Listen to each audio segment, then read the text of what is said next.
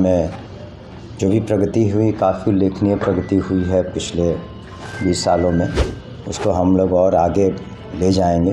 और विशेष करके छात्र छात्राओं के हित में जो भी योजनाएं हैं पूर्व से चल रही हैं और नई योजनाएं, उसको हम लोग साथ ही साथ उद्योग नीति में काफ़ी उदारता बरती जाएगी और कई पहलू हैं उसके, और उस पर हम लोग काम करेंगे।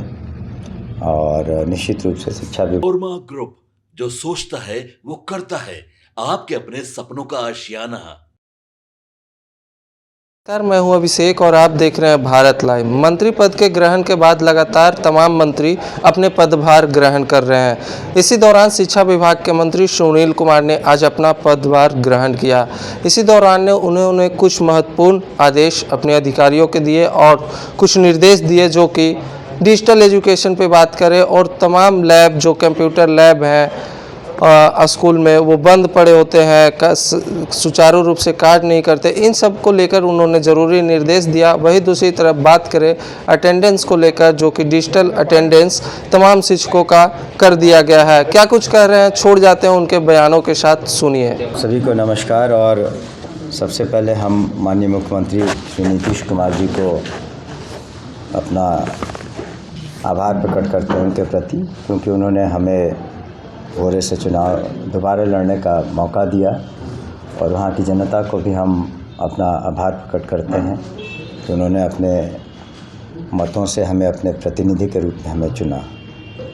और माननीय मुख्यमंत्री ने पुनः अपना विश्वास हमें जताया है शिक्षा मंत्री के रूप में। और निश्चित रूप से जो शिक्षा में जो भी प्रगति हुई, काफ़ी उल्लेखनीय प्रगति हुई है पिछले 20 सालों में, उसको हम लोग और आगे ले जाएंगे।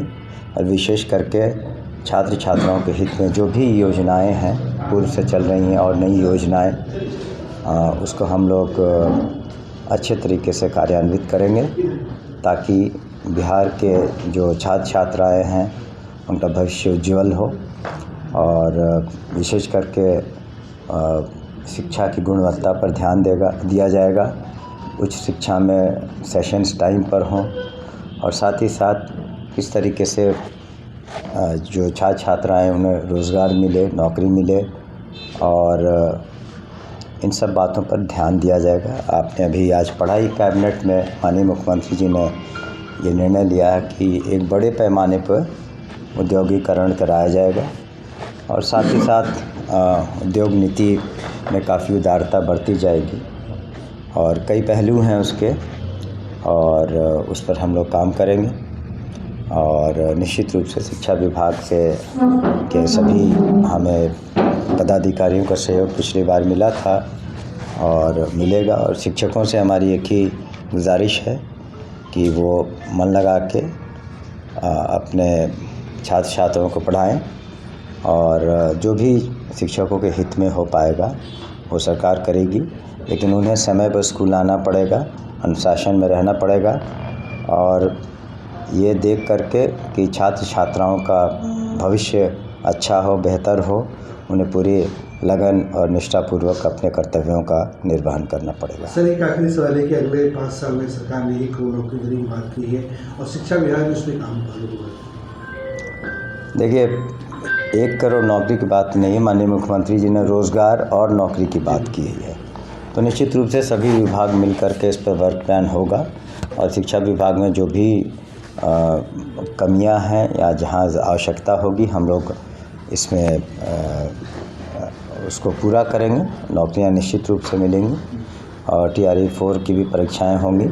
और BPSC से अभी तक चुनाव का माहौल था, BPSC से कोऑर्डिनेशन करके हम लोग जो भी समस्याएं उसका निराकरण भी करेंगे और जो भी अपेक्षाएं हैं बिहार के गाँव के, उस पर हम लोग कोशिश करेंगे कि खरा उतरे। केंद्र सरकार लगातार डिजिटल एजुकेशन की बात कर रही है, बिहार सरकार डिजिटल एजुकेशन को किस तरह से देखती? डिजिटल एजुकेशन प्लेटफॉर्म पर बहुत सारी चीज़ें हो रही है। आप एक सिंपल उदाहरण है कि आज जितने शिक्षक हैं 5.25-6 लाख, वो डिजिटल प्लेटफॉर्म पर ही अपना अटेंडेंस बनाते हैं, या जो भी अनुश्रवण हो रहा है उसमें डिजिटल प्लेटफॉर्म का बहुत बड़ा रोल है। आपने देखा होगा कि करीब करीब 50 लाख छात्र छात्राओं को डिजिटल प्लेटफॉर्म के माध्यम से ही उनके खातों में करीब 3000 करोड़ रुपए यूनिफॉर्म के, साइकिल के और छात्रवृत्ति योजनाओं के गए थे। तो ये सब डिजिटल प्लेटफॉर्म की ओर हमारे ऑफिस में भी ई फाइल्स आती हैं। तो इस तरीके से और उसे बढ़ावा मिलेगा और निश्चित रूप से हम लोग उस पर और काम करेंगे। बहुत सारे स्कूल ऐसे हैं जहाँ पे कंप्यूटर लैब तो बनाया गया है लेकिन वो सुचारू रूप से आपने हमारी बात को पूरी तरीके से सुना नहीं। हमने कहा कि जो भी आवश्यकताएं होंगी उसको हम लोग पूरा करेंगे और जो भी अपेक्षाएं हैं उसमें हम लोग ज़रूर कोशिश करेंगे कि जल्द से जल्द अपने कार्यों को पूरा करें, ताकि हमने शुरू में ही कहा कि जो एजुकेशन है, जो शिक्षा है, उस गुणवत्तापूर्वक से उसको पढ़ाया जाए और साथ ही साथ बच्चों का भविष्य ठीक हो, बेहतर हो, उज्ज्वल हो, इसके लिए प्लेसमेंट, नौकरी इत्यादि पर भी सरकार ध्यान देगी। आपका बहुत बहुत धन्यवाद। आपके सपनों को हमने सजाया है, ई होम्स पैनोरमा को हमने बनाया है। ई होम्स मेरा एक सपना था जिस पे मैं पिछले 4 साल से काम कर रहा था। हमने जो बनाया है वो सबने है माना। ई होम्स पैनोरमा में हो आपका भी आशियाना। और फाइनली हमने 2021 में इस प्रोजेक्ट को लॉन्च किया। बहुत लोग अप्रिशिएट कर रहे हैं कि पूर्णिया जैसे शहर में, बिहार के, एक तो बिहार की बात करें उसमें भी पूर्णिया जैसे छोटे जगह में इस तरह का लाइफस्टाइल देना, ये सुन के हम लोगों को बहुत अच्छा लगता है। ई होम्स में हमने कुछ और भी किया है, जैसे हम जिस जगह में रह रहे हैं हमारे फैमिली सिक्योर हो, उनको सिक्योरिटी का ध्यान में रखा है। आपकी सुविधा और सुरक्षा आपके लिए खास है, ये आपका विश्वास है। इसमें आर्टिफिशियल इंटेलिजेंस का 7 लेयर सिक्योरिटी का हमने इस्तेमाल किया है। लस ग्रीन कैंपस को बनाया है। यदि हमारा बाउंड्री वाल है तो वो वर्टिकल गार्डन है।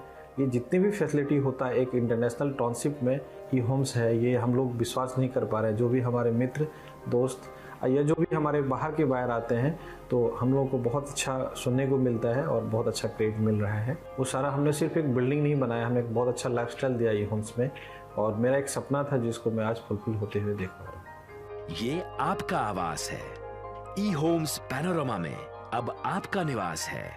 E Homes Panorama, luxurious lifestyle redefined. Panorama group, जो सोचता है वो करता है। अगर ये वीडियो पसंद आई और वह बिहार के राजनीति और बिहारियत से सरोकार रखेनी तो सब्सक्राइब बटन दबा के चैनल के सब्सक्राइब कर ली। ओजे एगो घंटी बा, ओकरा बटन दबा देला से कुल सटीक और मारक खबर रुआ मुफ्त में मिल जाई। अगर रुआ पत्रकारिता के हमनी के नया प्रयोग में सहयोग कर चाहतानी तो ज्वाइन बटन दबा दी। पेटीएम नंबर नोट कर ली 9386